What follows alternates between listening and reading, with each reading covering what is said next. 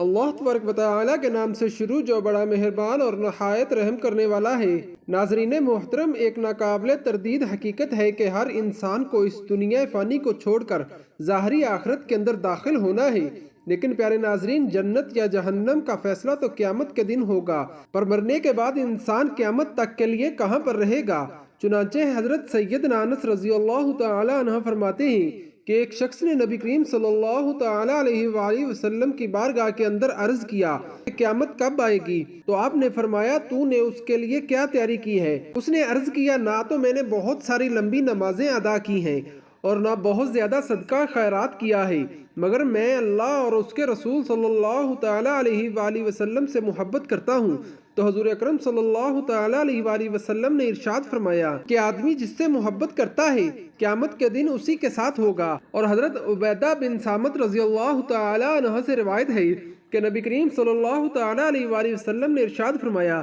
جو شخص اللہ تبارک و تعالی سے ملنا پسند کرتا ہے، اللہ تبارک و تعالی بھی اس سے ملنا پسند فرماتا ہے، اور جو اللہ عز و جل سے ملاقات کرنے کو ناپسند کرتا ہے تو اللہ تبارک و تعالی بھی اس سے ملنے کو ناپسند فرماتا ہے۔ یہ سن کر حضرت عائشہ رضی اللہ تعالی عنہ یا آپ کی کسی اور بیوی نے عرض کیا کہ یقیناً ہم سب موت کو ناپسند کرتے ہیں، تو آپ صلی اللہ تعالی علیہ وآلہ وسلم نے ارشاد فرمایا کہ اس سے یہ مراد نہیں، بلکہ اس کا مقصود یہ ہے کہ جب مومن کی موت کا وقت آ جاتا ہے تو اس کو اللہ کی خوشنودی اور اس کی نوازش کی نوید سنائی جاتی ہے، بس اس کے نزدیک اپنے سامنے کی چیز سے زیادہ کوئی اور چیز محبوب نہیں ہوتی، تو اس وقت وہ اللہ تبارک و تعالی سے ملاقات کی تمنا کرتا ہے اور اللہ تبارک و تعالی بھی اس سے ملنا پسند کرتا ہے۔ اور کافر کی موت کا جب وقت آ جاتا ہے تو اسے اللہ کے عذاب اور اس کی سزا کی نوید یعنی بئی سنائی جاتی ہے، اس کے نزدیک اپنے سامنے کے عذاب و سزا سے بڑھ کر کوئی چیز ناگوار نہیں ہوتی، وہ اللہ تبارک و تعالی کے ملنے کو ناپسند کرتا ہے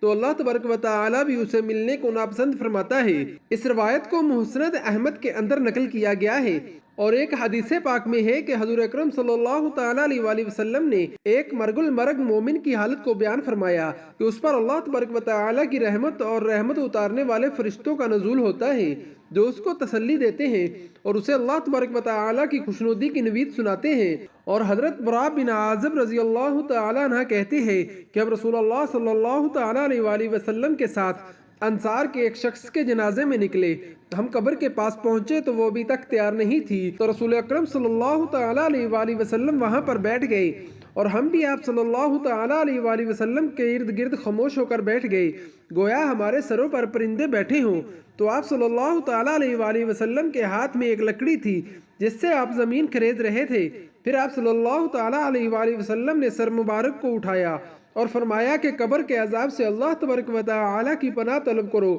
اور اس بات کو 2 سے 3 مرتبہ دہرایا۔ پھر فرمایا کہ جب میت کو قبر میں دفنایا جاتا ہے تو وہ میت ان لوگوں کے جوتوں کی آواز سن رہی ہوتی ہے، جب وہ پیٹھ پھیر کر لوٹتے ہیں تو اس وقت اس بندے سے پوچھا جاتا ہے، اے فلاں تمہارا رب کون ہے، تمہارا دین کیا ہے، اور تمہارا نبی صلی اللہ تعالی علیہ وآلہ وسلم کون ہے؟ اور ایک روایت میں یہ الفاظ ہیں کہ آپ صلی اللہ تعالی علیہ وآلہ وسلم نے ارشاد فرمایا، اس کے پاس 2 فرشتے آتے ہیں اور اسے بٹھاتے ہیں اور اس سے پوچھتے ہیں کہ تمہارا رب کون ہے؟ تو وہ کہتا ہے کہ میرا رب اللہ ہے۔ پھر دونوں اس سے پوچھتے ہیں کہ تمہارا دین کیا ہے؟ اور وہ کہتا ہے کہ میرا دین اسلام ہے۔ چنانچہ پھر اس کے بعد وہ اس سے پوچھتے ہیں کہ یہ کون ہے جو تم میں بھیجے گئے تھے؟ تو وہ کہتا ہے کہ یہ اللہ کے رسول صلی اللہ تعالی علیہ وآلہ وسلم ہیں۔ پھر وہ دونوں اس سے کہتے ہیں تمہیں یہ کہاں سے معلوم ہوا؟ تو وہ کہتا ہے کہ میں نے اللہ کی کتاب پڑھی اور اس پر ایمان لایا اور اس کو سچا سمجھا۔ آپ صلی اللہ تعالی علیہ وآلہ وسلم نے ارشاد فرمایا، پھر ایک پکارنے والا آسمان سے پکارتا ہے کہ میرے بندے نے سچ کہا ہے، لہذا تم اس کے لیے جنت کا بچھونا بچھا دو اور اس کے لیے جنت کی طرف ایک دروازہ کھول دو اور اسے جنت کا لباس پہنا دو۔ آپ صلی اللہ تعالی علیہ وآلہ وسلم ارشاد فرماتے ہیں، پھر جنت کی ہوا اور اس کی خوشبو آنے لگتی ہے اور تا حد نگاہ اس کی قبر کو اس کے لیے کشادہ کر دیا جاتا ہے۔ اور رہا کافر تو آپ صلی اللہ تعالی علیہ وآلہ وسلم نے اس کی موت کا ذکر کیا اور فرمایا کہ جب قبر میں اس کی روح اس کے جسم میں لٹائی جاتی ہے تو اس کے پاس 2 فرشتے آتے ہیں اور اسے اٹھاتے ہیں اور پوچھتے ہیں کہ تمہارا رب کون ہے؟ تو وہ کہتا ہے ہاں ہاں مجھے معلوم نہیں ہے۔ وہ دونوں اس سے پوچھتے ہیں کہ یہ آدمی کون ہے جو تم میں بھیجا گیا تھا؟ تو وہ کہتا ہے ہائے افسوس، مجھے کچھ بھی نہیں معلوم۔ چنانچہ اس کے بعد وہ دونوں اس سے پوچھتے ہیں کہ تمہارا دین کیا ہے؟ تو وہ کہتا ہے ہائے افسوس مجھے نہیں معلوم کہ میرا دین کیا ہے۔ تو پکارنے والا آسمان سے پکارتا ہے کہ اس نے جھوٹ کہا، اس کے لیے جہنم کا بچھونا بچھا دو اور جہنم کا لباس پہنا دو اور اس کے لیے جہنم کی طرف سے دروازے کھول دو، تو اس کی تپش اور اس کی زہریلی ہوا یعنی لو اس کو پہنچنے لگتی ہے اور اس کی قبر اس پر تنگ کر دی جاتی ہے، یہاں تک کہ اس کی پسلیاں ادھر سے ادھر ہو جاتی ہیں۔ اور جریر کی حمایت میں ان الفاظ کا اضافہ ہے، پھر اس پر ایک اندھا گونگا فرشتہ مقرر کر دیا جاتا ہے، اس کے ساتھ لوہے کا ایک گز ہوتا ہے کہ اگر وہ اس کو کسی پہاڑ پر مارے تو وہ بھی خاک ہو جائے، چنانچہ وہ اسے اس کی ایک ضرب لگاتا ہے جس کو مشرق و مغرب کے درمیان کی ساری مخلوق سوائے آدمی اور جن کے سنتے ہیں، اور وہ مٹی ہو جاتا ہے۔ پھر آپ صلی اللہ تعالیٰ علیہ وآلہ وسلم نے ارشاد فرمایا، پھر اس کی روح اس کو لٹا دی جاتی ہے۔ اس کو سنائے ابو داؤد کے اندر نقل کیا گیا ہے۔ پیارے دوستوں، مرنے کے بعد اور قیامت سے پہلے مردے پر جو وقت ہوتا ہے اس میں عالم برزخ کہا جاتا ہے۔ مرنے کے بعد اور قیامت سے پہلے تمام انسانوں جن کو حسب مدارف اس عالم برزخ میں رہنا ہوتا ہے، اور یہ عالم اس دنیا سے بہت بڑا ہے۔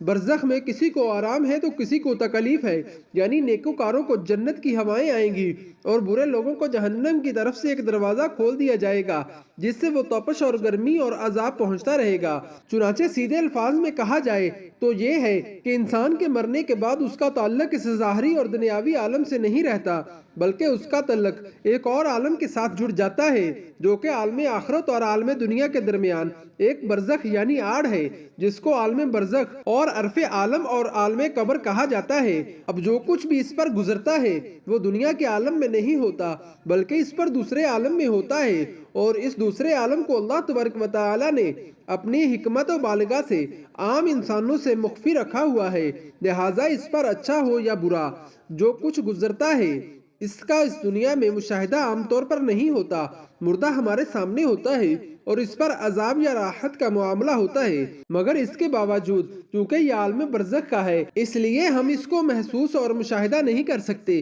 اور ہمارے نہ دیکھنے اور محسوس نہ کرنے سے یہ لازم نہیں آتا کہ مردے کو تکلیف یا راحت محسوس نہیں ہو رہی، بلکہ اسے راحت اور تکلیف بھی محسوس ہوتی ہے، لیکن یہ سب اللہ تبارک و تعالی نے ہم سے مخفی رکھا ہوا ہے تاکہ ایمان بن غائب باقی رہنے کی بدولت انسان عدل و ثواب کا مستحق بھی ہو اور اس کی آزمائش بھی ہو اور دنیا کے نظام کے اندر بھی کوئی خلل واقع نہ ہو۔ بہرحال جب انسان کی جسم روح سے نکل جاتی ہے تو اگر وہ نیک ہو تو نیک ارواح کا اصل مستقل اور ٹکانہ علیین ہے، مگر اس کے درجات بھی مختلف ہیں، اور بد ارواح کا اصل ٹکانہ سجین ہے یعنی جہنم، اور ہر روح کا ایک خاص تعلق اس کے جسم کے ساتھ کر دیا جاتا ہے، خواہ جسم قبر میں مدفون ہو یا دریا میں غرق ہو یا کسی درندے کے پیٹ میں ہو، الغرض جسم کے اعضاء جہاں جہاں ہوں گے روح کا ایک خاص تعلق اس کے ساتھ قائم رہے گا، اور اسی خاص تعلق کے نام پر برزخی زندگی ہے۔ اللہ تبارک و تعالی سے دعا ہے کہ اللہ تبارک و تعالی ہمیں اس جہان میں جانے سے پہلے نیک اعمال کرنے اور رسول اللہ صلی اللہ تعالی علیہ وآلہ وسلم کی سنت کے مطابق اپنی زندگی گزارنے کی توفیق عطا فرمائے، آمین یا رب العالمین۔